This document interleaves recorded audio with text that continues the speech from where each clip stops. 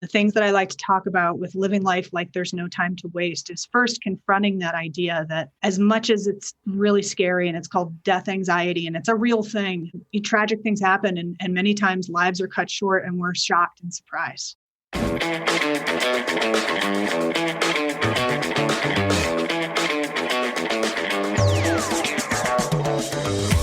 Hello there, it's me, Steve Mellor, and welcome in to Growth Ready, the podcast that allows high performers to reveal the reality behind what it means to ready yourself for growth, the personal and professional challenges along the growth journey, while also allowing the high performance executive coach in me to satisfy his curiosity toward what drives optimal performance.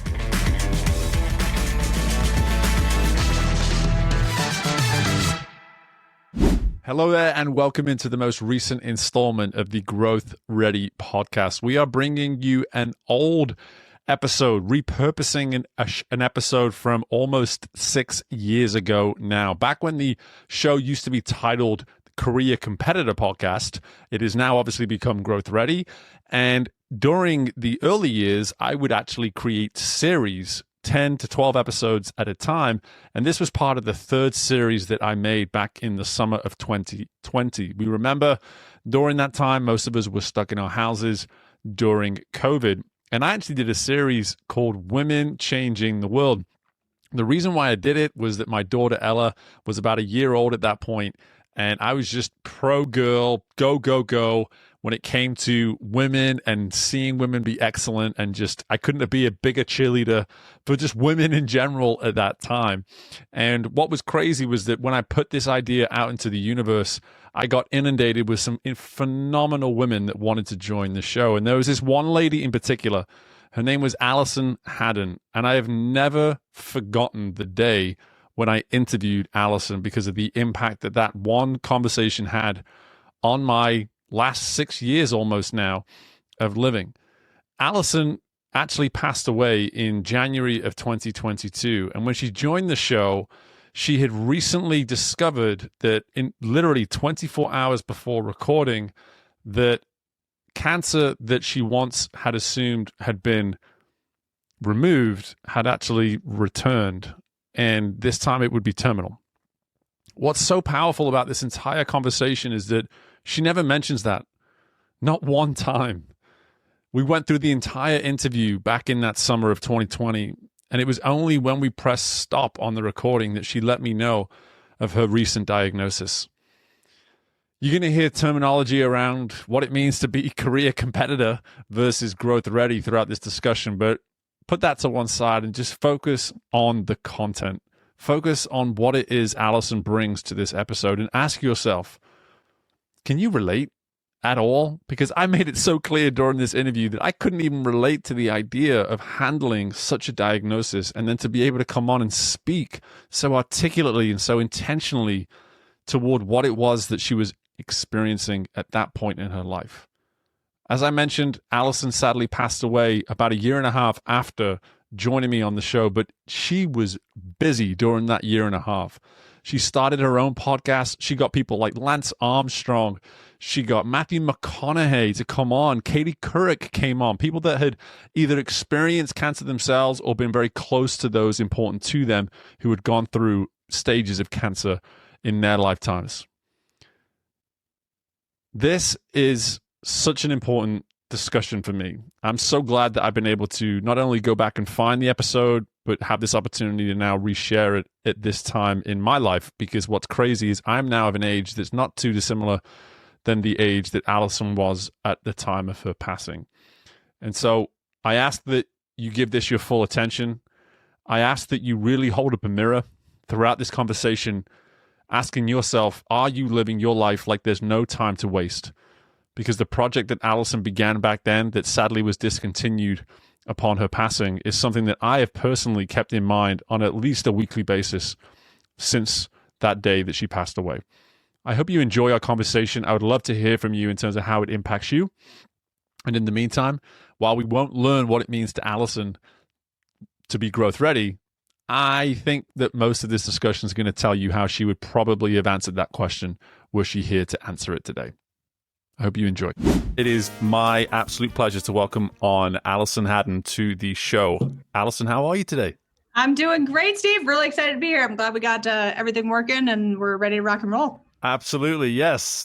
Nobody else will know, but we had an enormous amount of technical difficulties before we started pressing record here. But like I said, it's wonderful to see you. Pleasure to have you on the show. And your ability to be on the show is so unique simply because you reached out to me. You did something that I encourage all my listeners to do, to come up, to email me, let me know, hey, I think the stuff you're doing is good. That's always a nice compliment to hear. But then you actually introduced yourself to me, and I had to have you join us on this Women Changing the World series. So I am so thankful that you went and took the time to introduce yourself and contact me, and I'm so excited that it's now led to this interview. Before I talk any more, I would love for you to introduce yourself in more detail to all of our listeners.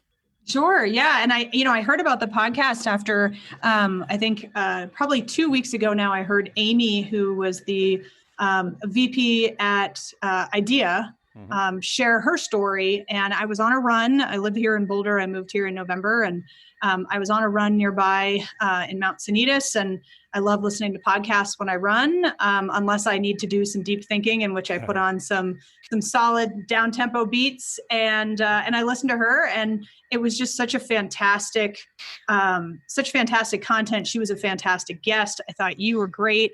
And I realized, oh my gosh, this is custom built for kind of me and my story, and exactly the kind of platform where I'd want to share it, because I've been as I say, a lifelong athlete, an adventurer my whole life, and the kind of interweaving of me as an athlete into the way that I have grown in my career and then later led teams. To me, as I've said, business has been my sport. So when I heard that you had this fantastic podcast where you were trying to combine, right, the sort of athlete mindset, or in many cases, a lifelong athlete like me, and how they've applied that into their professional lives, I was like, I got to talk to this guy. So I did reach out, and I'm glad it's been a great fit. I've been super excited to get to meet you. So yeah. Yes. Yeah. Well, I am, like I said, it's completely mutual. And as far as, you being a great candidate for the show, you just alluded there to being a lifelong athlete. More specifically, though, to you, the career woman, tell us a little bit about your background in that area. Sure. So over the last 20 years, I've really become sort of a sales and marketing generalist in a lot of ways. I started the majority of my first 10 years of my career at a company called Active.com, which then later became the Active Network. It was known at the time for being the first place for anyone that was running a 5K or signing up their kids for Little League. It was really the first place to do online registration for sports and participatory activities. I loved working at Active because it felt like my people, probably our people, right? Where absolutely. I told you when I joined that company, on everybody's cubicle was a wetsuit and a surfboard, because we were in downtown La Jolla, and everyone chose to go for a run at lunch. And it felt like a group of really smart, driven athletes, and it felt like a game, and it felt like a team again. And after college, I was really craving that. I then, after 10 years there, spent 6 years at Glassdoor, which a lot of people know now as the place to find, sort of reviews and ratings on different employers. I started there in sales training and enablement. Knew that despite having no marketing on my resume and no marketing education formally, that marketing was where I really was supposed to be. And I decided to take the job in sales enablement at Glassdoor and prove my worth. And my goal was to move over into marketing as soon as possible. And I did exactly that. And essentially, within a year, moved over into marketing. I was their first B2B marketing hire at Glassdoor. I then was given a ton of responsibility over time to really get to try all different types of things and learn on the job in a hyper-growth environment, which in my experience is a way to get on a really fast track. Sure. It's exhausting and it feels like dog years when you're working for a startup like that. But right. I really earned my marketing chops there at Glassdoor.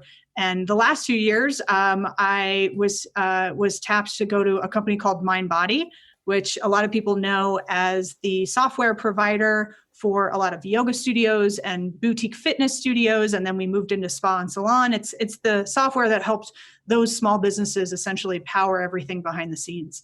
I was brought on to help drive awareness around the consumer app that we built, which enabled people to essentially find and book drop-in fitness classes and wellness appointments in their local area at a discount, typically, kind of last minute. So taking advantage of dynamic pricing. So that was where I spent the last 2 years. It was an exciting challenge to take a B2B software company and try and have it move into a true marketplace company where they had both the wellness businesses, but then the wellness consumers that were on the platform, but got to lead sort of an advertising test there, expose the company for the first time to mass media advertising, and through a series of local market tests and sort of testing and optimizing and proving the value over the course of about a year and a half, we went with a national ad campaign for the first time under my leadership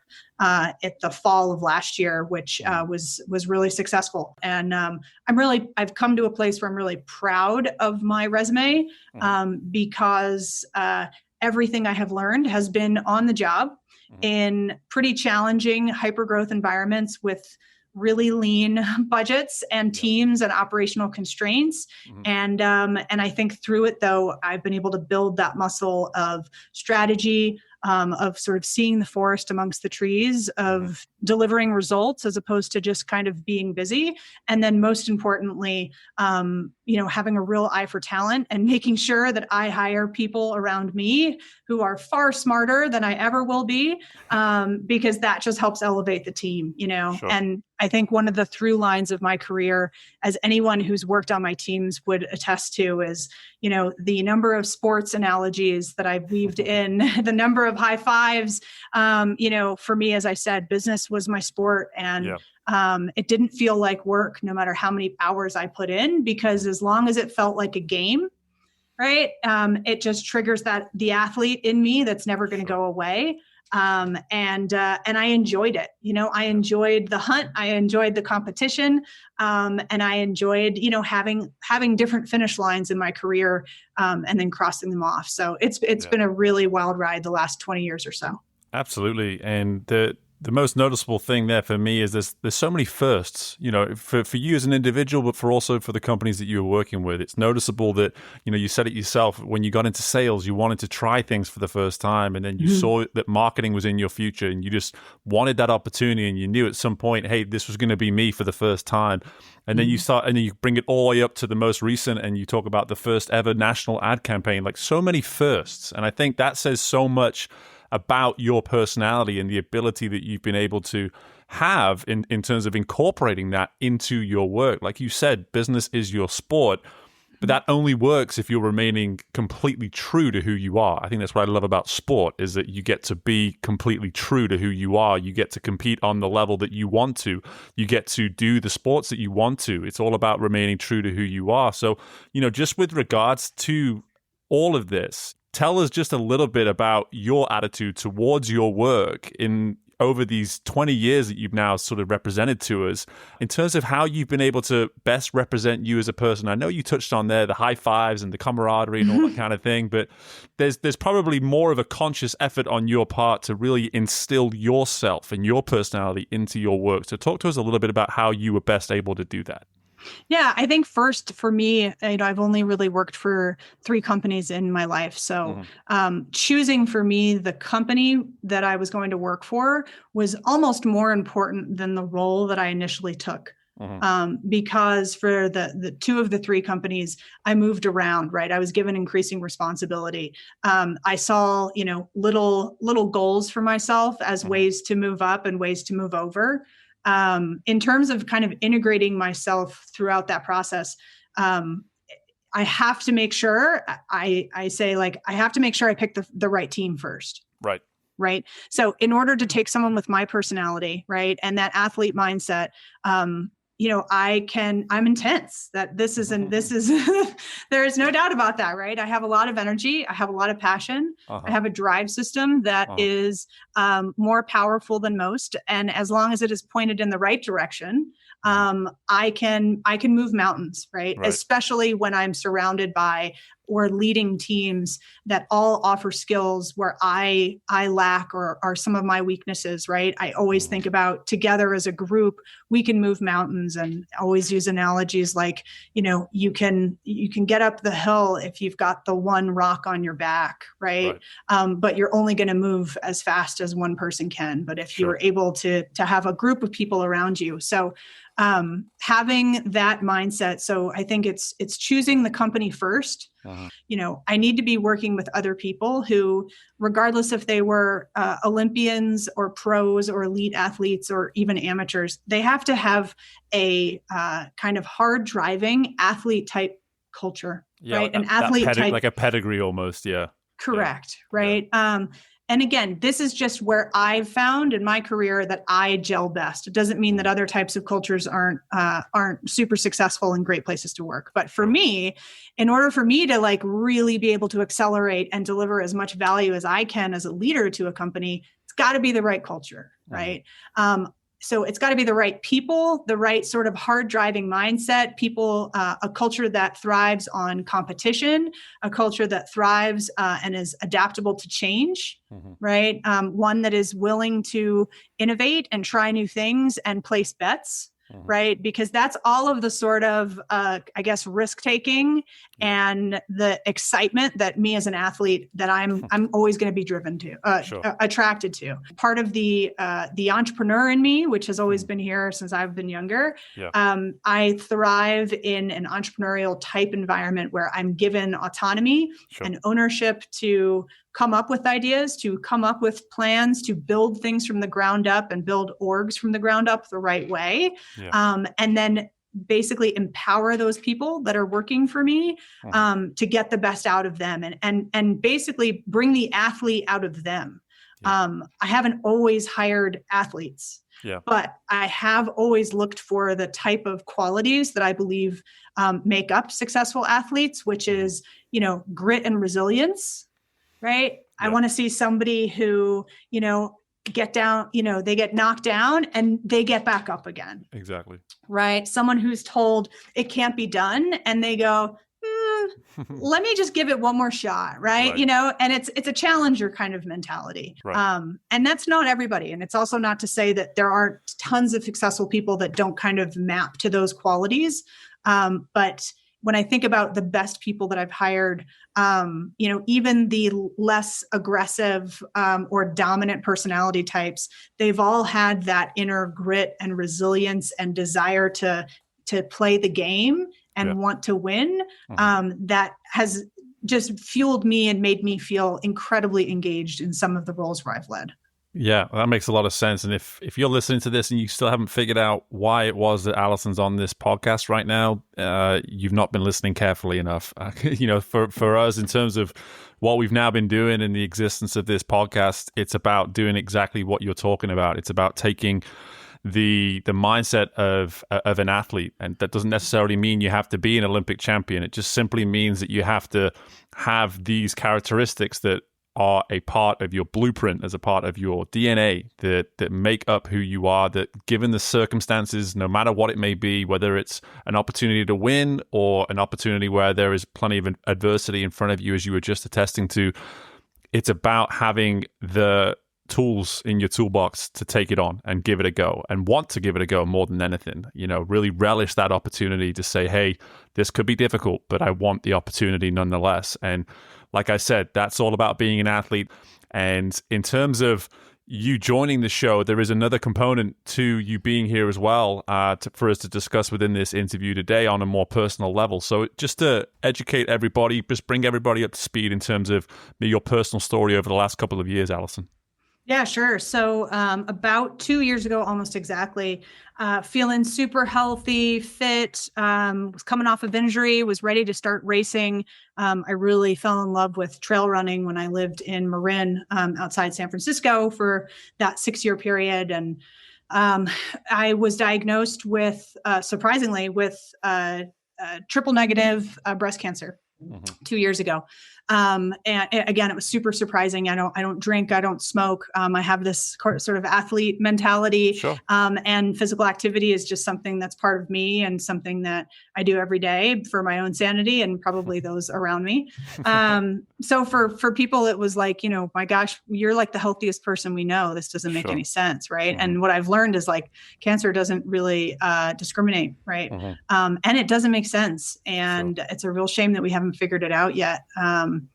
And so basically for the last 2 years, I've been on this journey where, I went through 15 months of treatment. And while I was sort of wrapping up kind of the tail end in the fall of last year of that segment of treatment, I just, I realized through treatment, I was really doubling down on a lot of the athlete type strategies, the athlete mindset, right?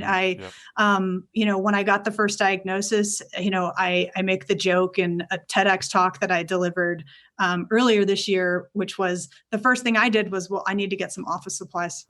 And I've got to get a calendar and I've got to get all my stuff together. And like, basically I was like, I got to put together a plan. Yep. Right. What's my training plan? And the reality is, I was like, this is going to be a really tough block that's in front of me. But I'm not going to get ahead of that. I'm just going to think about what's the next indicated step, but I need to map it out. Right.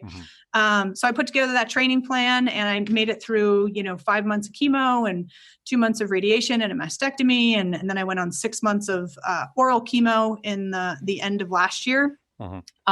Which was great because, the nice thing is, and I do believe this, like, I believe there is a significant amount of luck that is involved in all of this, but I do believe that a positive mindset undoubtedly has an impact on your mindset and your quality of life, regardless of how things shake out. Right. Yeah. And for me, through treatment, having that athlete mindset and making sure that I was physically active, if not every day, almost every day. And some days it was going in and working with a trainer in the gym. Some days it was a run. I mean, it was like a jog, right? It was not my normal self. Some days it was like, okay, like 10 minutes around the block was kind of like all I could do. Sure. But maintaining that connection for me as an athlete to physical activity throughout treatment for me was really, I think, critical to having that hope and that mindset and feeling like myself, even when I didn't look like myself. Yeah, that makes a lot of sense with me because one of the things I stress as a coach, and I know probably hundreds of coaches the world over do the same thing, is they emphasize to their athletes that being at 100% every day is unrealistic to expect. But can you be 100% of what you are that day? And it sounds like you are explaining exactly that, even on the days where you maybe had only the energy to get out of bed and put your workout clothes on and get around the block a couple times. You had that mindset of, I'm still going to do that. And in terms of everything that led up to the point of finding out that you were being diagnosed with cancer and then dealing with the last 18 months to 2 years, can you figure out what it was about the years up to that best prepared you to have this incredible mindset that you've had over these last 2 years? Yeah, that's a good question. Again, I think just sort of attacking life with all of its ups and downs, right? I've had a very colorful past with many other ups and downs before cancer. Sure. I think for me, I have a bias towards action, right? Yeah. And it's no better, no worse. But for me, staying moving physically helps me navigate things, being up and about. And when people are like, I just don't know how you're doing it. Like you're still working, because I worked full time throughout treatment. And I really thank Mindbody and my previous boss, CMO, Josh Todd, for giving me the freedom and the autonomy to kind of lean in when I needed to and lean out. Working throughout treatment was really important to me because, again, working and having a physical regimen every day were like the touchstones to me. Yeah. Because when you lose your hair and you lose your eyebrows and you look in the mirror and you feel like you're a sick cancer patient, you're like, you want to hold on to the stuff that reminds you you're still you, right? Of course. Yeah. So I think, again, having that athlete mindset my whole life, being taught by my parents, to, just have that never quit, attitude of just the stick-to-itiveness. And again, like I can be a pistol. I'm not saying that it's always a great quality. Right. As I've gotten older, I've learned how to channel it in the right direction. Yeah. I think it's, even this year, have come across other setbacks with discovering a brain tumor earlier this year, which was a total shock. Had successful brain surgery, recovered from that, and started building again when that happened at the end of April. Just trying to roll with it, because I think in sports, I always say sports because I'm from here, but I like hearing the sport. So, in sport, the reality is like you can only control so much. Right. And you're typically competing against either other individuals or other teams. And sometimes you can train and train and train, and you visualize and you've got it. And then on game day, like it's just not your day. Yeah. Right. Yeah. So I think applying that and just going, I'm going to do whatever I can do that's within my sliver of control in this life or in this situation. And the rest is that's the roll of the dice that I can't control. Mm-hmm. Right. So I apply those principles now. Any setbacks that I have, with cancer, I have to just look at and go, okay, it's just going to be another tough training block. Right. Right. Yeah. And I have to, instead of going down the rabbit hole of future, I have to think about, what do I need to focus on right now? What's the training plan for right now? Let's get out the calendar. Let's buy a new calendar and start fresh and be like, okay, so here's what we're looking at for the next 2 weeks. Again, for me, I, regardless if I'm training or racing or feeling physically strong, I'm an athlete. Yeah. Period. Right. Yeah. And I do believe it's part of my DNA, and it's been part of my DNA since I was a kid. And I'm grateful for it, because if I didn't have this foundational DNA of how to attack things, and instead of facing challenges and going, I give up, right? Or I can't do it. Right. Instead, it's that, you push me, I'm going to push back. Yeah. And again, usually that's helpful, but I mean, I can't help but just hear so much of what you're saying and hear an athlete talking like that's what's crazy about this whole thing, is because for me, when I stumbled along your email and I read it, and I told you this when we first spoke, I was outside a Costco parking lot ready to go and load up for another couple of weeks on behalf of the family. And I didn't move from my car for about 10 minutes as I read your email. I was just completely stuck, thinking and just taking it all in. Because the one thing that I couldn't sort of just let go of was the fact that here is a person that has been dealt a tough hand, a really tough hand. And throughout it, all they've done is say, okay, next day, here we go. Let's take it on. What's the plan? What's the process going to be today? And for me, as someone who has lived his life this exact same way without any of this type of adversity over the last couple of years, I was just in awe of it, because it immediately made me wonder, would you still be able to do this, Steve, if you were handed this news? And seeing someone like yourself doing what it is you've been doing these last 2 years, it actually gave me the mindset that, you know what, maybe I would be capable of dealing with something like this one day. And I think that for anyone listening is something I really want to emphasize, is that I think so often we try to shy away from this difficult stuff. And I think what we should be doing is discussing, hey, listen, this is how we should all be dealing with this. This is how we should all be looking at this stuff.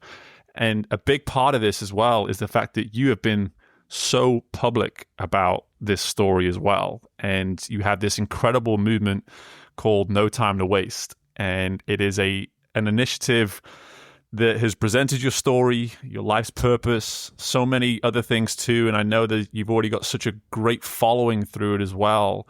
And I hope this interview obviously does even more for it. What is it about your journey that you feel is so important to be sharing when it comes to what we've just discussed here in the last couple of minutes? Because as you said, you have every right to be quiet and be private about this, but you don't. You choose to be public, that you want to share this journey with everybody.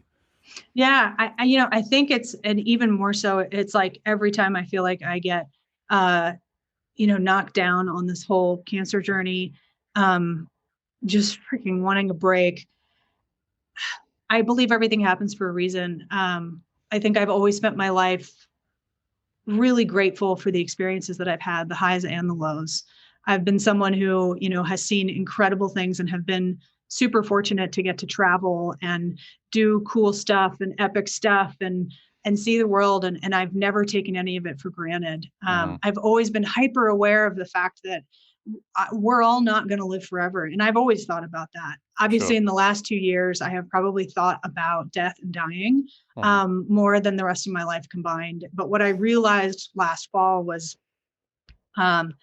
and encouraged by other people, when I was like, there is no time to waste. When I was facing death, right, and now I have a couple times, everything became crystal clear around what matters and what doesn't, right? And the things that I like to talk about with living life like there's no time to waste is first confronting that idea that as much as it's really scary and it's called death anxiety and it's a real thing,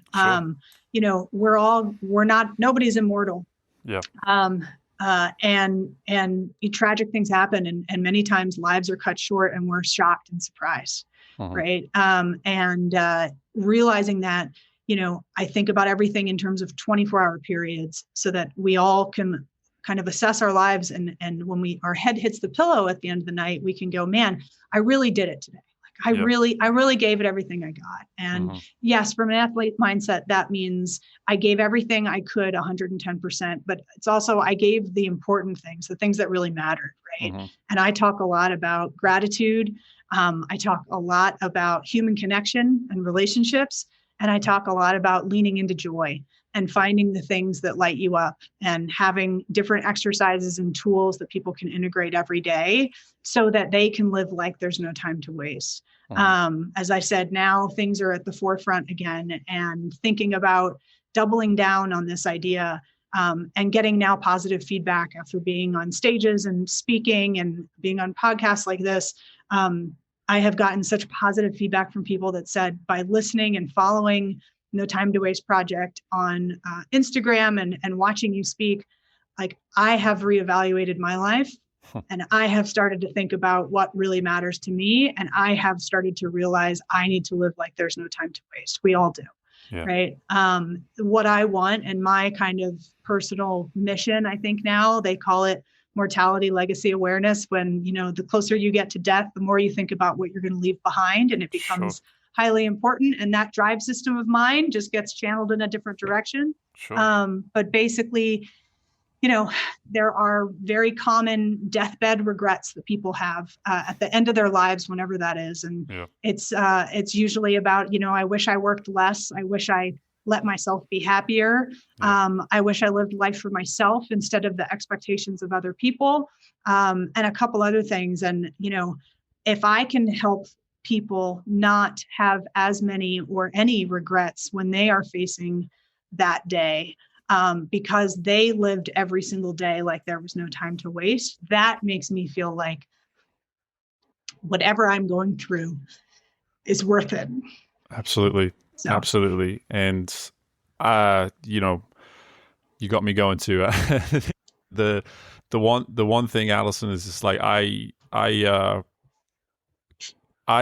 can't quite grasp, the way in which you've handled these last 2 years, in the sense that, because I'm a pretty, even though I had this thing in a podcast, that it's a public thing, I'm actually a pretty private guy, I would say. If I have my struggles, I try to sort of say, listen, these are my struggles. I'm not gonna ask for sympathy. I'm not gonna ask for your help or anything like that. And I think what this has made me see is that, first and foremost, that is 100% not what you're doing. You are making this a public thing so that you get the types of response and make the types of impact that you've just addressed there, in that you're going to have people reaching out. You're going to have podcast hosts that want to hear your story and want people to hear it, because it's going to make people think. It's going to force people to ask themselves some tough, tough questions. And I personally am such an advocate for that, because life, like you said, it is too short. There is no time to waste. And if you look at yourself in the mirror every day, before you start the day, and ask yourself what you're going to accomplish, and at the end of the day, ask yourself again, what have I accomplished? And feel really good about those two answers. I think there's a lot of joy that you can start to find in life, and as you put it, leading towards joy. And it's just an incredible story. And I think the one thing that I would also just love to add is that, I personally make a big deal on this show about, I believe in order to be successful in a career and be happy in a career, you need to be you. You have to be you.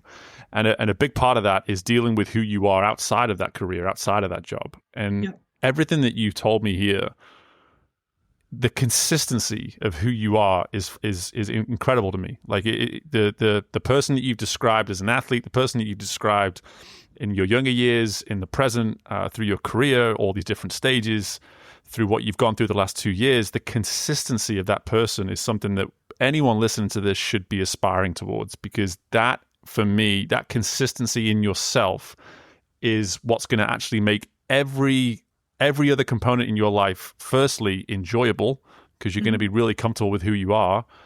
But secondly, the likelihood of you being successful is incredibly improved, because you never have to analyze or worry about what version of yourself is going to be put out there to the universe. And I think I think just listening to you and the consistency in your behavior and your character and your personality is something that I am truly just incredibly in awe of. And I have to give you the opportunity to tell everybody where they can learn more about the No Time to Waste movement and all the great social stuff that you've been doing recently. Sure. And I just want to say two things. One, like any athlete, you mentioned earlier about, you're questioning yourself of whether or not you would rise to the occasion if you were presented with challenge and difficulty. And I guarantee you would, Steve, right? I guarantee everybody has the potential to, right? It's just a matter of if they have the tools and also the support of people around them to have the encouragement to do it. Two, this has been a lifetime of learning about myself and becoming more comfortable with myself over time. I would hope that I've been myself and I've been authentic since I was a kid, but it's come through a lot of work and a lot of therapy. Right. So I am happy that I'm in a place now, where again, I know what matters and what doesn't. And, WYSIWYG, as they say in tech, which is what you see is what you get. Yep. I'm not putting on airs anymore. So yeah, I encourage anybody to follow No Time to Waste Project on Instagram. And feel free to visit my website at notimetowasteproject.com. We also, I'm going to be hosting an Instagram live every Friday, at least for the next couple Fridays. Friday mornings at 8 a.m. Pacific, 11 a.m. Eastern. So I'm excited to share the stories, not of me, but the stories of other people that I believe are living life like there's no time to waste, which doesn't mean they have to have battled cancer. It just means, hey, they're living life with, a highly intentional life, and it's focused on gratitude and human connection and joy. And I want to share their stories with the world. So that's my stuff. That's great. That's great. Well, we have that in common in the sense that we're both using our platforms just to highlight other people. And, I cannot thank you enough for your time, Alison. I am so thankful that your email came across me, and we have this opportunity to speak, that I get to call you a friend. I get to say you're someone that I've had the pleasure of getting to know. I'm a fan of yours. I have your back, so to speak. I'm excited just to watch you continue moving forwards and kind of kicking butt whenever you need to, and being really excited about, just being one of many, many, many people that are going to be supporting you through that. So, Alison, thank you so much. I appreciate you. Thanks again. Thanks, Steve. It's been an honor. It's been really, really fantastic. Hey guys, I want to just take 1 minute of your time to make a request for you to subscribe and rate the show.